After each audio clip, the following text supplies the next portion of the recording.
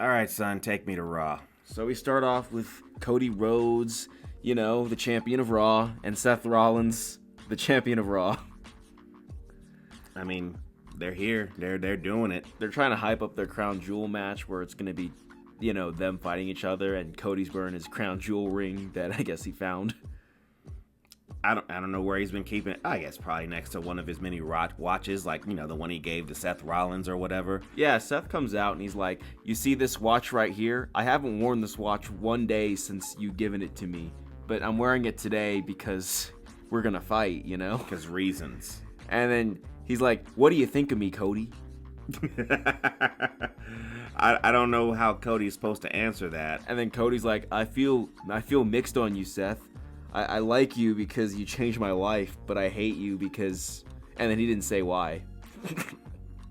He says, you got those goons. He likes saying goons a lot. It's a new word that I've been hearing all throughout the internet. People have been calling people goons. And what I believe it to mean, I mean, I'm in my 40s, so, it could be completely wrong. But what it sounds like is they have replaced the word simp for goons. So he's calling the Bronze simps for Seth? That's what it sounds like. I mean, he called Paul a goon, and then Paul said, I am not a goon. I mean, he is a goon if they're using goon in the phrase of simp. Because he is simping for Seth freaking Rollins. And he is simping. He did simp for Roman Reigns. And he did simp for Brock Lesnar. And now he's simping for the Bronze. He's also simping for the Bronze. And I guess, does Becky count because she's part of Seth's group? I mean, I haven't seen them talk to each other yet. No, just only to Seth. Yeah. I mean, who has Seth's ear? Is it Paul or is it Becky? It's something we're not going to explore. Mm-hmm. But I guess they're going to fight at Crown Jewel, and then Seth says, see, I have all the power. And then Cody says, yeah, but every time we fought, I won. I mean, that's the truth. And then Seth couldn't say anything else because that's it. I mean, what else is he supposed to say? And then, Stephanie Valkyr is here, and she's the women's champion, and she says, I'm going to be a fighting champion. Cool. So do it right now. Well, not right now. Oh, okay. So at Clash at, what is this, Crown Jewel? Not there either, because, I mean, she'll be fighting another champion, but she won't be defending the title that she has won. Well, she is fighting, and she is a champion, so she's technically a fighting champion. She didn't say I'd be a defending champion. Yeah, that's AP English for the win here. She didn't say she was going to be defending it. She just said she'd be fighting. And then the whole Bayley thing, I'm just not in. You're not in yet? No. Okay. I mean, look, I'm not in either, but... You made it sound like, oh, I'm in, but... It's like, no, I'm not in at all. I'm just curious as to why you're not in. It didn't grab me at all. I don't know how to say that I'm not in. I don't like it because I've already seen Bayley and Lyra interact before, and this is just kind of the same thing, but every time they do it, it gets worse over time. I think they need to freaking get some more wrestlers to interact with these people because all we see are the exact same people over and over. And here's the thing. Back in my day, we did have the same assholes fighting each other. And there was nothing wrong with that. But that's because the storytelling was different and compelling. So you could have people sit there. Plus, it was like a 3-year stretch, which for whatever reason felt like it was like 10 years long. It was actually Roman Reigns' title reign was longer than that. It feels like Roman Reigns' title reign was longer than the entirety of the Attitude Era. Which is kind of funny. Okay. I mean, I just saw a thing where The Rock's first 3 title reigns were 118 days total.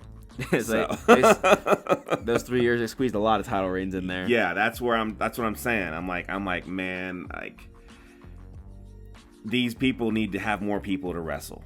That's probably why the title felt bigger back then, because like everybody was like chasing that thing and it was getting passed around a lot. Whereas now, when someone and like anyone could lose at any time. Whereas now it's like if someone wins the belt, they're gonna hold it for a while. Like not even mid-card titles, men and women are even being defended on on Raw or SmackDown. Only on PLEs. If that even happens. And if they are defended, you know that for the most part the champion will retain. Yeah, I mean, Roman Reigns didn't fight the entire time he was champion. This is why he got to 1,300 days or something like that? Yeah. Okay, but the champion would fight on Raw and SmackDown. No. IC champions would fight and defend on Raw and SmackDown. Yeah, not anymore. We're in the Paul Levesque era. That doesn't happen. Yeah, so maybe Cody Rhodes can take a 5-week vacation, and that just adds to his total of time of him being a champion. You know, where I remember Stone Cold Steve Austin would be in a main event to fight that night. Cody Rhodes isn't getting up out of his suit at all. No. Okay? I mean, even John Cena would fight and defend the championship on Raw or SmackDown. And during the PG era, there was a rule where if you didn't defend the title for 90 days, you had to drop it, relinquish it. Well, it's not like that now. Now it's if you don't defend the title for 90 days, you just keep the belt. That's because the person who's the number one contender doesn't want it bad enough. And there's only one person who's number one contender, not multiple people. Yeah. So that's why I'm always saying we need to have perpetual tournaments. Something for people to sit there and work towards. And if the champion is not going to be there, then at least we have some people sitting there starting to get things going. I mean, Uncle Higginbottom solved this. Why can't Father H? Father H had this solved before. And then he's like, I'm not going to do that on the main roster. No. But then, I guess we had, we had Jey Uso versus LA Knight. And Jey Uso beat him. So, LA Knight just eating more L's. I mean, what did you want Jey Uso to win or lose?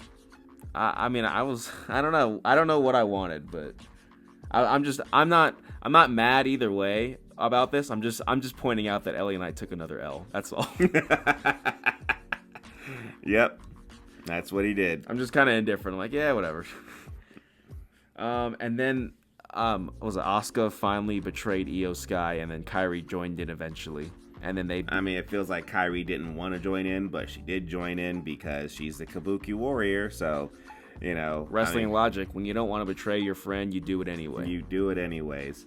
And the mist that Asuka spit on Rhea Ripley had Rhea looking like a ghost.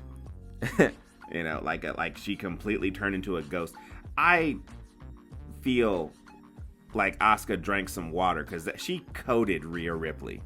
No, that's just all the spit. That's a lot of spit. She coated her. She doesn't like her. That's the storyline is. Oh well, I mean that's what Raw was about, right? It wasn't great. Take me to SmackDown, boy. So on SmackDown, we start off with Cody Rhodes. And Paul Heyman's here, and Paul Heyman is talking about how Cody Rhodes, you are the secondary champion. That's why you're on both shows, called the WWE champion, and that's why you're holding the belt of the guy that I was the wise man for 4 years, because you're the secondary champion. Yeah, it makes a whole lot of sense here. It's the championship that everybody wants. Even Cody calls himself QB1. Roman Reigns calls himself TB1 or TC1, and everybody calls it the North Star of our business. That's the secondary title. Secondary title. That's all it is. And I remember before this belt even became this belt and was still separate to the Universal title, Paul Heyman said this is the biggest, baddest belt in this company. I mean, the only reason why this belt is even bigger than it is because Roman Reigns unified the belts. Because for a long time, his belt felt like the main championship of the company because nobody gave a shit for some reason about the WWE Championship belt. So they had to, when Roman Reigns put these two belts back together. And now this is the biggest belt. So this belt that has only been on TV for 2.5 years is bigger than that Seth belt. Somehow is bigger than Seth's belt, which Roman Reigns called the loser bracket title. And I bet he's gonna fight for that belt against Seth Rollins at WrestleMania. I'm just guessing. If Roman Reigns wins that belt, then he will make that a big belt, bigger than what everyone else who's held it so far has done. You can't do it, Seth. You can't do it. You're not Roman Reigns. You're not Roman Reigns. You took his wise man. You made your own bloodline faction, and the only belt that I feel Seth Rollins has made relevant was the NXT belt. because he was That's what I feel. I'm like, well, I mean, yeah, he made that one relevant because he had to introduce that, but then others took it and made it even bigger. Yeah, but like it got started with him. Mm-hmm. I feel like he made that belt relevant. They were trying to do that again with the WWE World Championship belt. Didn't work out. And it just never has felt like it is bigger than the WWE Championship belt. Like, you can call the WWE belt secondary all you want. That doesn't change that Seth's holding the secondary belt. Like, it just... This title has... Look, Cody Rhodes' title has existed since before either one of us are born, combined. So, like, it's not the secondary belt. It's not. It just isn't. It's got the WCW Championship belt in there. Okay? It's got all kinds of unifications and separations and unifications again in that belt. Plus the Universal. Plus the Universal Championship belt, of which Roman Reigns had it for 1,300 days plus. So, your belt, Seth, is not the main belt. Your belt was able to be held by Damian Priest and Jey Uso. Those two have not held this belt. And I don't think they will hold this belt. Even The Rock called that belt a piece of crap and kicked it out of the ring. Get it out of here. while Seth was champion. Like, somehow, The Rock's People's Championship belt is bigger than your belt, Seth. Okay? And I've only seen that on TV for like a month. There you go. All right? I mean, even the Ula Fala necklace is bigger than that belt. At one point in time, a freaking bracelet was bigger than that belt. It's true. It was also bigger than the WWE belt, too, but we're not talking about that.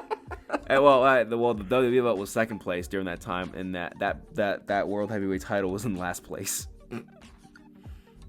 Well, what else happened here, boy? So I guess Cody says, let's talk about Brock Lesnar, because there's rumors that you're with him. And Paul says, yeah, well, he's not here, so you're in danger now. Yeah. Because now Seth Rollins can't be on SmackDown, but his group can be on SmackDown. Well, isn't that what everybody else does? Every other champion, first or secondary championship, would do that. Yeah. Okay, so this isn't news to me. Yeah, but like, you know, when you call yourself the main event on Raw, he said that he's the guy. Well, the guy doesn't show up. He doesn't have to. He's the champion. This is what he does. He sends people out to do his dirty work for him. That's what I would do. Go piece that dude up so that when Crown Jewel happens in a couple of weeks, he's all nice and soft for your boy Seth to curb stomp his ass to the mat. I mean, Seth's probably gonna win because he's never won any of these matches against Cody. I really feel like Seth is gonna win this match at there, and then really truly say that belt is like, you know, a secondary belt. Could you imagine if he lost and he came out and Raw said, "I have all the power, guys"? I wouldn't buy it. I feel like it was the beginning of the end. Then Braun Breaker can go and challenge him for the belt. Like, you can't get it done, but I can. Like, I don't think they've lost since he's been on Seth's team. Well, Braun and Bronson lose all the time. Yeah, you are right. What am I talking about? Yeah, what am I talking about? We're watching different Raws. Yeah, we're watching way different Raws. I'm watching a Raw from a different world. Where Seth's group looks dominant. Yeah. So Cody Rhodes beats up some of them, and then, of course, he can't beat both of them, and that's when Randy Orton comes out and saves him. And then you would think you'd see Cody and Randy fight these two in a tag match later, but that doesn't happen because none of them ever show up on the show ever again for the rest of the show. That's it. That's the end right there. And then, you know, I mean, the women's U.S. belt is like probably like the titles they care about the least. I don't know why they gave it to Julia. I have no clue. There is no point in this. They gave it to Selena to do nothing. They gave it to Julia. They did nothing. As like so far, Chelsea Green was the longest reigning and probably their best champion. With this thing. Inaugural, longest, and best. Then the Street Profits become number one contenders again. And I'm like, okay, so... Because they were fighting The Miz and Carmelo, and I don't know why this was a thing, but The Miz and Carmelo are going to break up before the Street Profits, who actively look like they don't like each other. But suddenly do now. And I mean, like, okay, so the Street Profits... It feels like the Street Profits are always number one contender and always losing to the White Six. Six. The bridesmaid, but never the bride. Just losing every time. And they're going to lose again. They were champion, but... They didn't get to any pay-per-views, though. No, they went back to losing to the Wyatt Six, who haven't been on TV as far as I can tell. Yeah, well, why would the tag champions be there? The same reason why the freaking regular champion would be there. The same reason why the U.S. champion would be there. The same reason why the women's champion would be there. Oh, she is there? Oh, okay. I hadn't noticed. I guess if you want all your champions on the show all the time, you just have to watch NXT or TNA. Because that's where they are.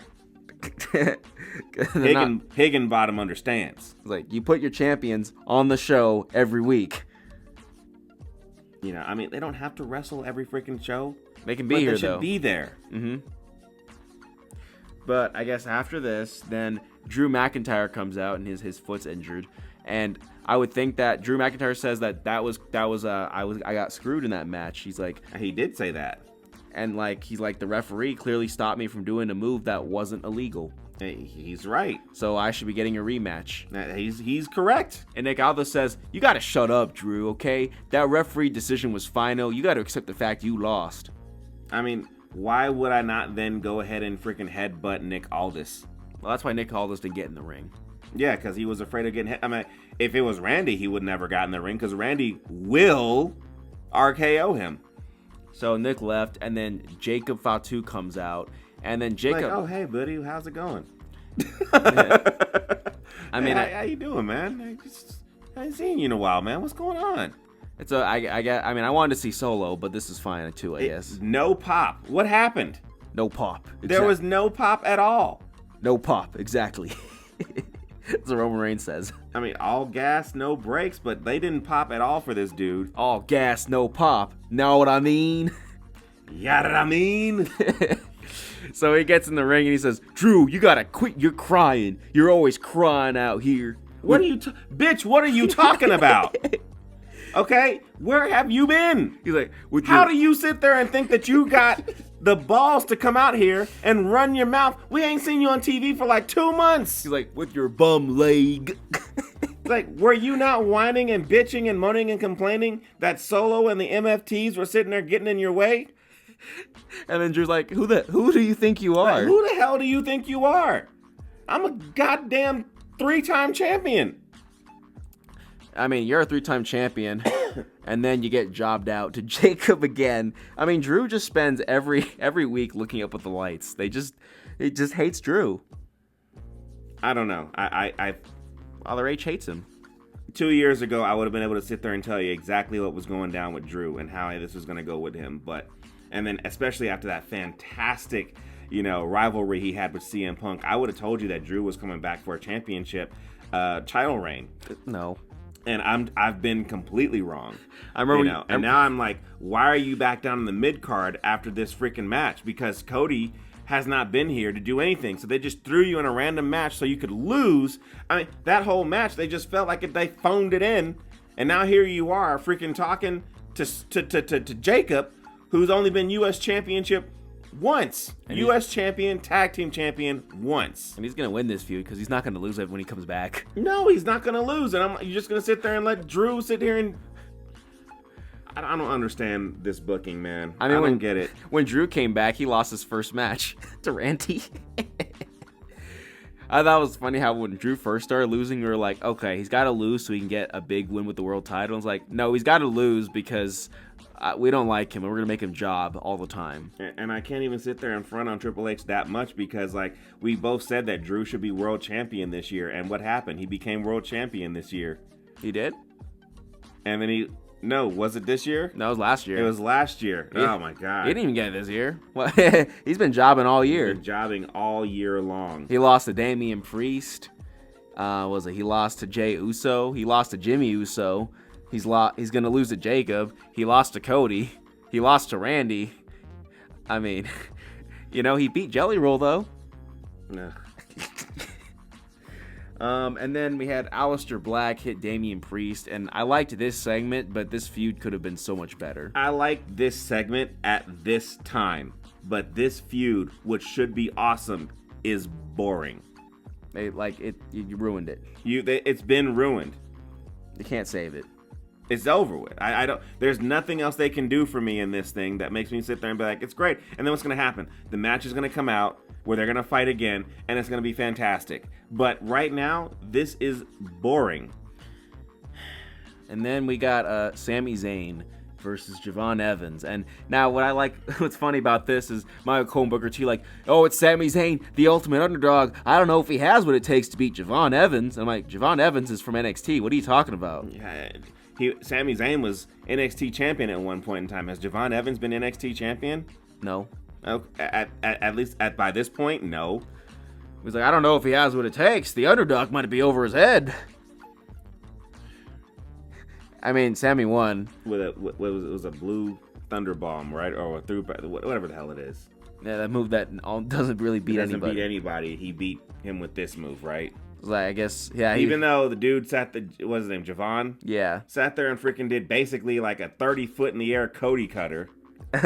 I'm like, how did that not? That should be your finisher, dude. That was amazing. I mean, you should not have kicked out of that one, but Sami Zayn can kick out of that one. He's an underdog. Underdogs always kick out. Underdogs always win. He's going to be, and he hasn't even talked about the world champion, so I guess he didn't care that much. He's busy being U.S. champion. And then we got Tiffany versus Jade versus Nia, and I forgot that we were having a women's championship match on the show. I forgot too, and so I decided to sit down and watch it. You know why? Because Tiffany and Jade tore the house down when they last fought each other. So I thought, well, adding Nia Jax in there might be pretty decent. Okay, plus, I haven't seen Nia Jax has been getting better, and right? And I haven't seen Tiffany and Nia Jax fight in a while. I mean, not that I wanted to see it, but it's been at least a couple weeks. It's been a little bit since we've seen all three of these women sit there and fight, equally. And how did this match go, boy? So it started off good when it was just not was it Tiffany and Jade, and then I think they pushed Nia, or someone got pushed, and it looked kind of awkward. And then the match, it really felt like the timing on everything was off. Like they had a plan for the match, and then the timing was just off. And once it got off, they couldn't get it back on. The worst part was the ending, though. Well, like at some point in time, Nia threw Jade into the steel steps, and I don't know whose fault it is. It doesn't matter. But what ended up happening was, Jade lost an eyebrow. Yeah. I don't see how that's gonna heal in the right way to where she gets full eyebrow. Gonna have to get eyebrow transplant. That thing went right into her skull, and I really hope that she's gonna be okay, because that looked really bad. Eyebrow transplant. I don't know, man. I don't know. That scar is gonna be wicked, and I don't know, man. They took her eyebrow. Like, if you want to get in wrestling, you gotta remember that if your face is gonna get messed up. I don't know whose fault that is. I couldn't tell you. Like, was Jade not protecting herself well? Did Nia throw her wrong? I don't know what happened. But then the other, not as bad as the eyebrow thing. Because this is like, okay, this match is brutal, but that ending ruined the whole thing. Because it's like, okay, so basically, I think it was, they were fighting, and then Jade got pushed into a corner, and then Nia was getting pinned by Tiffany, and 1, 2, and then it was 3, but the ref said, oh no, it's 2, and Nia did not kick out. Well, once again, I think it's the timing. Now, look, I don't know whose fault it is. I feel like it's the ref's fault. Because anytime that they sit there and screw up the count, or they realize something's not happening, it's a split-second decision. They usually stop and say, her shoulders aren't all the way down, right? Yeah. Something to save face, but I just feel like, I don't know whose fault it is, but it feels like it's the ref's fault. And I don't want to blame the ref, because there's a lot of factors at play here, okay? The timing was screwed up. They couldn't get it back. I assume that Nia thought that she was going to sit there and take the pin here, and the pin didn't look right, because I'm like, oh, wow, so you can just get knocked out a little bit by a move, and then, in wrestling, you can just take a regular pin and that'd be it. What if that just would have happened? If that would have just happened, it would have been fine, because the end result was that Tiffy was going to win anyways. See, the thing that I've noticed, this has been, this happened last year with the Damian Priest thing, and I'm like, maybe, you guys should have a plan. If something like this happens, you should just kick out. If someone's not there to, pull them off or whatever, you should just kick out if it's about to go. Yeah, well, like I say, I don't know whose fault it is. I don't want to blame Naya because she has improved. However, you know, she did throw Jade into a steel step and took her eyebrow. Now, I don't know all the parameters. I'm just guessing. I have to assume that just a lot of stuff was just taking place and screwed up the whole thing. But it don't look good. Yeah. For everybody involved. Yeah, including Father H. I mean, it's not his fault. They lost their time and they couldn't get back, is what I feel. I don't know what else to say about it. It just, it's bad. It's bad. And this is there on ESPN now, so. And so far that they've had 2 shows, WrestlePalooza or 3 shows, WrestlePalooza, Raw, and this, and ESPN themselves gave WrestlePalooza a C, which I thought was funny. Right. Yeah, they did. That's right, they did. I'm like, damn, man, the mouse don't play, man. He don't play. First show on, like, it's a C, dude. That was you average. got a C, huh? He don't play. Don't play with the mouse. He ain't playing with you. So it's like, you better get serious, Father H, man. He gave you a C on the first show. I don't know what to say, man. But that's all I got. Yeah, that's it. I mean, Well, you guys, like, subscribe, hit the bell icon, do all the things all the other YouTubers tell you to do. Check us out on Instagram, the X, and Blue Sky, and tune in next time because the next one will be available when it's ready.